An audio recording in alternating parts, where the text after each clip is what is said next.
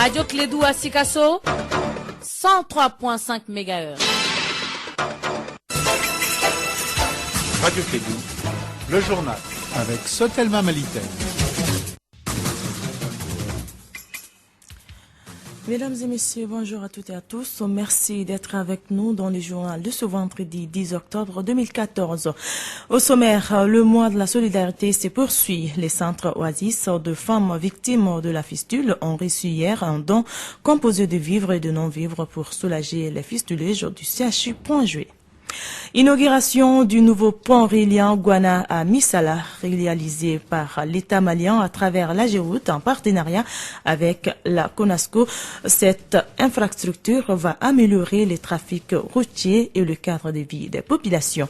Voilà pour les titres. Dans un instant, le développement complet.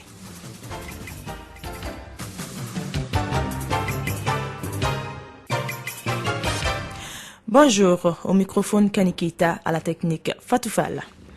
Le nouveau pont reliant Guana à Missala est désormais opérationnel. La cérémonie d'inauguration de la voie d'accès au site des coopératives d'habitat du Guana et Missala, situées dans la commune rurale de Kalabankoro, dans la région de Koulikoro, a eu lieu hier jeudi. Ce nouveau pont réalisé par l'État malien à travers la Géroute en partenariat avec la CONASCO va améliorer les trafics routiers et les cadres de vie des populations. Écoutons Moussa Kone, président de la Confédération des sociétés des coopératives d'habitat, et Mohamedou Diarra, ministre de l'Urbanisme et de l'Habitat. Des propos recueillis par Mohamedou Kane. Cet ouvrage permettra aux populations des villages riverains de Niafala, Missabougou, Zougoumé, Kouralé et Kabala de ne connaître désormais de pertes de vies humaines que l'on déplorait tous les ans en période hivernale. Facilitera le transport des matériaux de construction destinés aux travaux de réalisation et de construction des logements de 40 coopératives d'habitat, soit Guana 38 et Missala 2. Les ouvrages que nous inaugurerons tout à l'heure ont été réalisés par la Géroute Mali pour un montant de francs CFA de 367 424 072 francs. Il s'agit entre autres d'un pont en béton armé d'une longueur de 20 mètres avec une largeur de chaussée de 7 mètres et de 2 trottoirs de 1 mètre chacun. Il s'agit des voies d'accès d'une largeur de 10 mètres, chaussée de 7 mètres et accotement 2,5 mètres et un linéaire global de 1 km 09. L'économie réalisée par la suite a permis également, faut-il le souligner, l'élargissement de la largeur de la chaussée de l'ouvrage à 7 mètres au lieu de 6 prévus au départ. L'aménagement de la voie de raccordement à la route de Kalabankoro. La réalisation de Bajoé, construction des parois des caniveaux. Le centre Oasis des femmes victimes de la fistule a reçu hier un don dans le cadre du mois de la solidarité. Ces dons est composé de vivres et de non-vivres pour soulager les fistulés du CHU Point-Joué. Le pont de cette remise avec Fanta Diakité. La deuxième semaine du mois de la solidarité dédiée aux femmes et aux enfants en situation difficile a été marquée par la remise des vivres et des non-vivres au centre Oasis du CHU du Point-G. Il s'agissait pour le ministère de la Femme, de l'Enfant et de la Famille de venir au secours des femmes victimes de la fistule. Professeur Ali Tembeli, chef du service urologie du CHU Point-G. Puisqu'elles sont d'une façon générale pas nanties, sinon pauvres, sinon elles allaient se trouver dans une structure de santé qui allait permettre de les suivre correctement, voire faire une césarienne pour leur empêcher de faire cette question. Et en arrivant ici, il faut que ces femmes mangent, c'est ce que vous avez apporté. Si elles ne mangent pas, moi je ne peux pas les opérer. Donc ça veut dire que vous avez participé aujourd'hui, moi une partie de mon succès. La coordinatrice de la CAFO, Traoré Oumontouré, en a profité pour formuler des doléances. Je pense que la revalorisation de ces ressources pour la sensibilisation doit être vraiment une action prioritaire. Elles ne sont pas des malades n'importe qui, elles ne sont pas couchées. Dans la mesure où on a revalorisé les ressources humaines au niveau des personnes vivant avec le VIH, qui sont devenus les vrais acteurs de leur propre destinée, ce qui a contribué à faire passer la maladie pas comme avant. Comme rappel, la fistule survient par suite d'accouchement naturel. Au Mali, sur 300 cas, environ 86% du taux pour la fermeture de la fistule sont enregistrés. Merci Fanta Diakité. Camp de basketball de 2 jours pour les déficients mentaux. Ce mouvement fondé depuis 1948 par l'américaine Eunice Kennedy Shriver a été instauré au Mali cette année grâce à Amchetou Maïga, ancienne internationale malienne et non moins présidente du Spécial Olympique Mali en collaboration avec l'ambassade des États-Unis d'Amérique au Mali.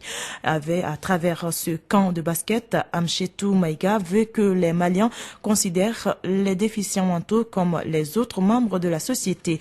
Elle veut mettre un accent sur l'aspect social dans la prise en charge des enfants déficients.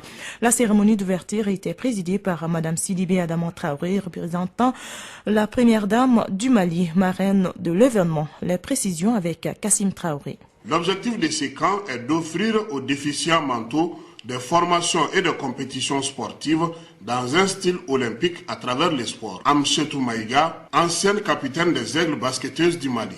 L'objectif, c'est non seulement de faire du basket, ou pour nous basket bien sûr, mais aussi de donner une certaine éducation en dehors du basket, les parler un peu de la vie en dehors du basket. Pour l'école, c'est juste une séance de basket. Cette formation met un accent particulier sur l'éducation et l'importance de l'inclusion dans tous les aspects de la vie civile des personnes ayant des besoins spéciaux, d'où l'appui de l'ambassade des États-Unis au Mali. André Young, chargé d'affaires à l'ambassade des États-Unis à Bamako. Nous sommes ici pour soutenir un programme de sport pour les gens avec les défis intellectuels. Ensemble, nous pouvons agir ensemble pour aider ces jeunes dans le sport. Écoutons respectivement Maître Mamadou Gaussou Diarra, ministre de la Reconstruction et de la Jeunesse, et Sidibé Adama Traoré, chef de cabinet de la Première Dame. Et nous ne pouvons que nous en réjouir et saluer l'initiative et l'accompagner avec nos moyens. Amchetou devrait initier Spécial Olympique quand elle a sollicité le parrainage de la Première Dame. Elle n'a pas hésité un instant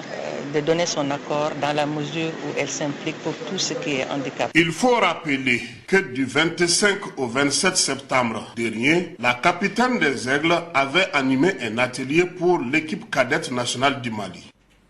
Merci Kassim Traoré. La communauté internationale a célébré hier la journée mondiale du handicap. Cette journée est particulièrement consacrée aux handicaps et au respect des droits des personnes handicapées. À cette occasion, l'association des personnes handicapées compte organiser du 15 au 3 décembre les activités pour commémorer le droit des personnes handicapées. Selon le président de la FEMA, Mokhtar Ba, cette journée est symbolique pour les personnes handicapées. Il est au micro de Mariam Kouyaté. Cette journée est très symbolique parce que ça permet d'attirer l'attention des personnes de la communauté nationale et internationale sur le droit et les devoirs des personnes handicapées qui sont stipulés dans un document qu'on appelle la Convention internationale des droits des personnes handicapées. Et cette convention, elle est signée au Mali depuis 2007. Nous sommes le 7e pays africain et le 20e pays mondial à l'avoir signé et ratifié. Donc c'était une grande avancée et je vous dis tout de suite qu'il y a une très forte volonté politique maintenant autour des personnes handicapées. Donc cette convention-là, ça prend en compte toutes les paramètres en termes de droits des personnes handicapées, de la santé jusqu'au sport, en passant bien entendu par l'éducation, l'emploi et la formation professionnelle et le sport. Donc déjà nous sommes en train de travailler, il y a des avancées notoires comme je l'ai dit tantôt par rapport à la promotion des droits. Donc cette journée est une journée qui attire l'attention de toute la communauté internationale sur ces droits des personnes handicapées afin que tout le monde puisse vraiment vivre heureux.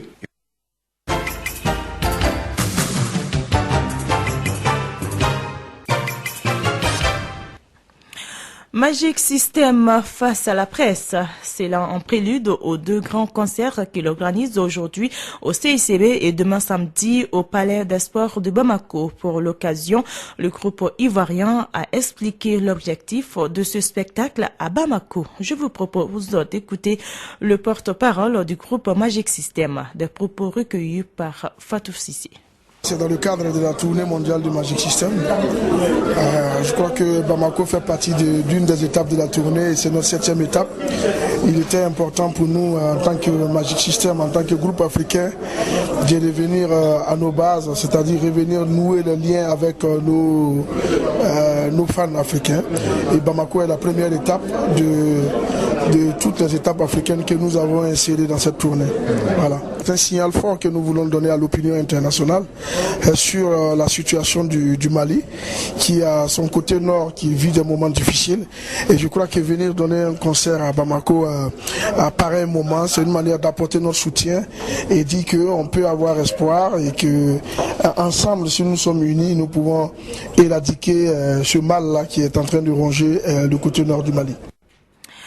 Le 700e anniversaire de l'empereur Mande Boukari ou Boubacar II sera célébré au Mali du 1er octobre au 31 décembre 2014. Plusieurs activités sont au programme, des conférences de débat, des causeries, échanges entre historiens maliens et du monde sur la vie et les activités de l'empereur explorateur. Écoutons Sheban Koulibaly, membre de la commission d'organisation du 700e anniversaire d'Aboubacar II, des propos recueillis par Kassim Traoré. Je sais que j'ai appris par des amis brésiliens, des amis américains, des amis anglais, des amis américains et autres. Ils veulent fêter ce 700e anniversaire. Ils ont essayé de contacter des gens à l'intérieur du Mali pour pouvoir fêter ça. Nous, on a dit, en tout cas, nous, on se donne le devoir, puisqu'on porte le nom de Mande Boukari, de fêter. Et on a lancé des invitations à tous ces gens qui sont intéressés pour remettre à jour l'itinéraire de cet empereur. Alors, on sait que Gausso a écrit un livre, qui est, si vous voulez le livre, je crois que c'est à la librairie Bas, au Grand Hôtel. Gausso a écrit un livre très intéressant sur Mande Boukari. Il a dit qu'il avait 2000 grandes pirogues qu'il a mises sur la mer pour pouvoir faire ce voyage. Ce qui est sûr, c'est qu'il y a eu un naufrage. Mais les Brésiliens sont convaincus que certains membres de la délégation sont arrivés au Brésil. Ils font des recherches pour certifier cela, mais pour l'instant, les résultats ne sont pas complètement établis. Bon, et ils sont quand même convaincus qu'ils ne sont pas allés aux États-Unis, mais ils sont arrivés au Brésil. Donc tous ces chercheurs-là, si par hasard ils parviennent à revenir, on va venir au cours de ces événements-là, on va discuter avec eux. Ainsi s'achève cette édition de Clé d'Info qui vous a été présentée par Kanikita. La mise en onde était assurée par Fatou Fall. Merci pour votre aimable attention et bonne suite de programme.